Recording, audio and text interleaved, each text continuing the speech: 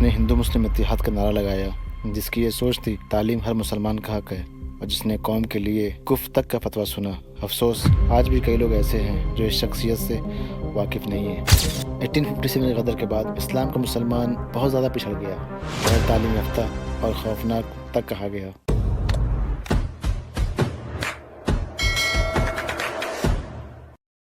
السلام علیکم ورحمۃ اللہ وبرکاتہ۔ کیا آج قوم وہیں جا رہی ہے جہاں اسے پہلے جانا چاہیے تھا؟ جن راستوں کو کبھی کفر کا راستہ کہا گیا تھا، آج وہی راستے تعلیم کا ذریعہ بن گئے ہیں۔ اکثر ہمیں کئی چیز ان کے جانے کے بعد احساس ہوتا ہے، اس کی اہمیت، اس کے فیض۔ حال ہی میں غلام محمد وسطانی صاحب کا انتقال ہوا، اور ان کے جانے کے بعد ہمیں ان کے اہداف، ان کی سوچ، ان کی کامیابیاں کے بارے میں پتہ چلا کہ انہوں نے دین اور دنیا دونوں میں کئی کام کیے ہیں، کئی مدارس، مسجدیں، تو کئی ڈاکٹر اور انجینئر تک بنائے ہیں۔ ایسی ایک سوچ، ایک روشنی ہے تھی سر سید احمد خان، جو دنیا اور دین کو دونوں کو ساتھ میں چلانا چاہتے تھے۔ اسلام کے ابتدائی دور میں علم کا نور تھا، تعلیم بھی تھی، تفکر بھی تھا۔ اسلام کے ابتدائی دور میں کئی دانشور گزرے جو دنیا اور دین دونوں کو لے چلے۔ ابن سینا جو ایک میڈیکل پائنیر بھی تھے اور حافظ بھی تھے، الخوارزمی جو الجبرا کے بانی بھی تھے، ایسے ہی الغزالی جو تصوف کے عالم بھی تھے اور فلاسفر بھی تھے، اور ایسے کئی دانشور گزرے جنہوں نے ویسٹ کو انفلوئنس کیا، جو کہ ویسٹ مغرب کئی کتابیں اور کئی بیس اسلامک ورلڈ سے لے کے گیا تھا۔ لیکن افسوس آج مسلم ورلڈ، آج مسلمان بہت دور جا چکے ہیں اس تعلیم سے۔ آج وہ اپنے مسئلے، مسائل اور آپس کے جھگڑوں میں الجھ چکے ہیں۔ 1857 غدر کے بعد اسلام کا مسلمان بہت زیادہ پچھڑ گیا، غیر تعلیم یافتہ اور خوفناک تک کہا گیا۔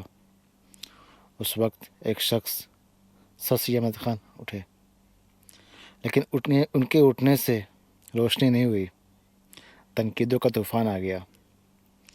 کسی نے کافر کہا، کسی نے گمراہ کہا، تو کسی نے کچھ۔ سر سید احمد خان نے کہا کہ میں دین کو نہیں چھوڑ رہا، سمجھانے کا ایک نیا طریقہ دے رہا ہوں۔ سر سید احمد خان نے یہ بھی کہا کہ ہندوستان ایک خوبصورت دلہن ہے جن کی دو آنکھیں ہیں، ہندو اور مسلم۔ اگر ایک آنکھ زخمی ہو جائے تو دوسری آنکھ دنیا کو اچھے سے دیکھ نہیں سکتی ہے۔ سر سید احمد خان نے یہ بھی سمجھا کہ اس ملک کی کامیابی کے لیے یہ دونوں لوگ کا ایک ہونا بہت ضروری ہے اور ایک ساتھ چلنا بہت ضروری ہے۔ 1875 میں محمدن اینگلو انٹر کالج بنا، جہاں مسجد بھی تھی اور لیب بھی تھا، اور یہی کالج جو واقعہ آج علی گڑھ مسلم یونیورسٹی ہے۔ یہ تھا سر سید احمد خان کا اسلام، علم سے محبت اور جہالت سے نفرت۔ آج ایم یو صرف ایک یونیورسٹی نہیں ہے، بلکہ ایک سوچ ہے، ایک مشن ہے، جہاں سے کئی I S officer, doctors, engineers اور کئی لوگ نکلتے ہیں جو پورے عالم میں اسلام کا نام روشن کرتے ہیں۔ یہ بچے صرف سائنس نہیں بلکہ دین بھی سمجھتے ہیں، ادب بھی سمجھتے ہیں۔ آج وہی علی گڑھ مسلم یونیورسٹی جو کبھی گمراہی کا مرکز کہا جاتا تھا، آج وہی اتحاد کا گھر بن چکا ہے۔ جو سلسلے، جنہوں نے فتوے لگائے، جنہوں نے مخالفت کی، آج انہی سلسلوں کے بچے اس میں پڑھ رہے ہیں ایک ہو کے۔ میں یہ نہیں کہتا کہ وہ مدارس جنہوں نے فتوے لگائے، جنہوں نے مخالفت کی، وہ غلط تھے۔